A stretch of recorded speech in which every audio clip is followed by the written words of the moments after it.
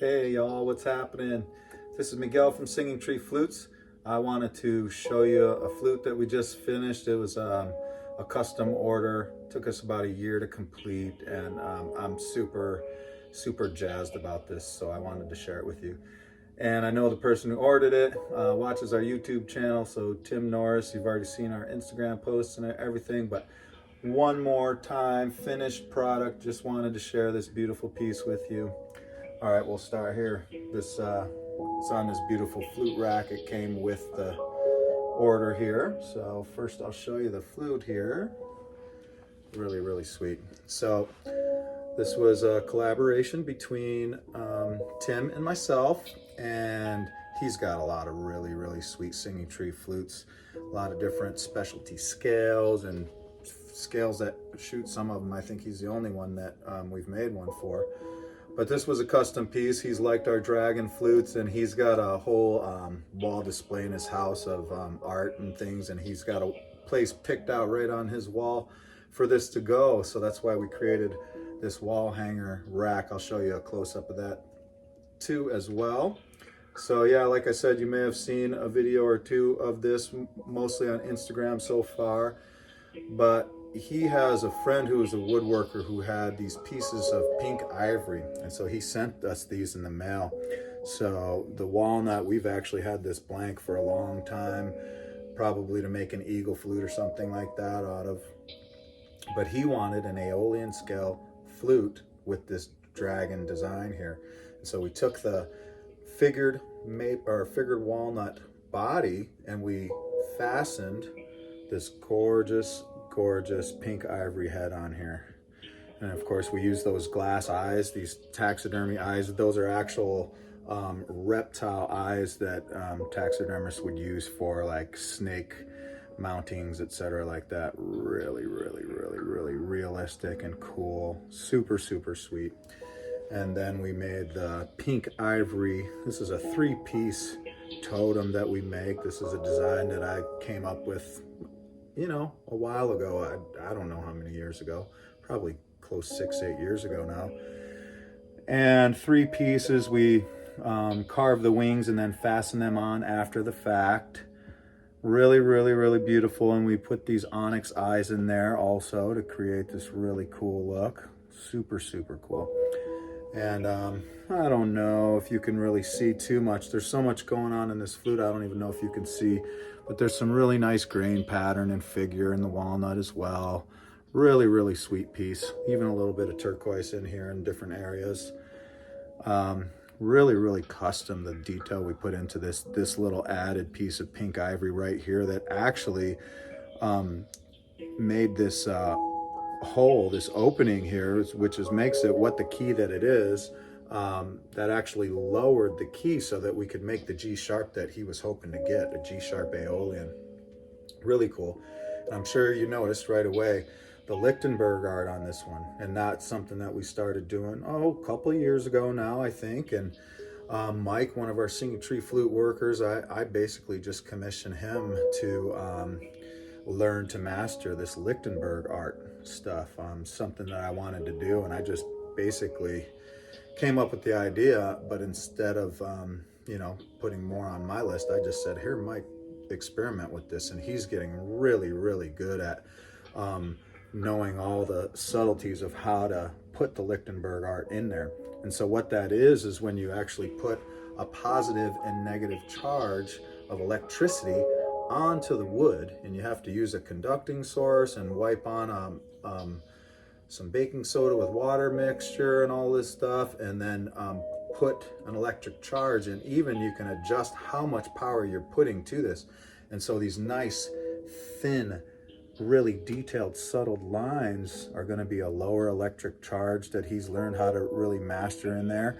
And then on this flute rack, some super high voltage charge that goes through to really make this deep the deep grooves of basically fire or lightning going through the wood. Super cool. So really sweet. I'm going to give you a close-up of the flute rack too. And you know, I think you guys may know, if you're regular watchers of our channel here, that we don't do a lot of custom orders anymore. I think as of last August, we're really trying to get away from that, and we've limited even our made-to-order flutes that we have on our website. We're still doing some like our midnight flutes and things like that, but these custom pieces with all this artwork and whatnot, we've really limited, just because we want to catch up and start letting our creative juices flow in things that we just would like to create. Kind of miss it. That's all I used to do. So anyway, but this is one example of, you know, people, if they're really how do you call that, really patient in the time that it takes to make a really custom creation, you know, we're open to have the discussion still. But you know, I couldn't let this go by without showing it to all y'all. And so then after this was made, then we decided to customize this beautiful wall hanger rack, and it literally took us a year to even have a discussion about this. And this is what we came up with. So you see this extra pink ivory he sent us. I don't know if you can see that, but they are fastened into what I would call dragon claws. So we have the dragon flute, and he had this idea of a full talon like on each side holding the flute, and that would have just been way too much. I think he already spent so much on the flute that to do something like that, he could be getting into as much for the flute rack as the flute itself. So we came up with this design here. These actually were quite time consuming, making these basically these fingers, these dragon fingers, right, to hold that. And we even took a blowtorch and torched this so it was black. And then you can see, like I was saying, the super deep Lichtenberg electric charge that was put through there. The purpose that Mike was trying was to go from here to here and have that electric charge meet. And this is where the positive and negative charge finally met each other. So that's what happens. You put a charge here, positive, negative here, and the electricity is basically trying to find each other. So they're going through the wood, just like literal fire going through the wood until they meet up to connect. And so that's what you get, these real awesome tree branch lightning looking pieces. So cool.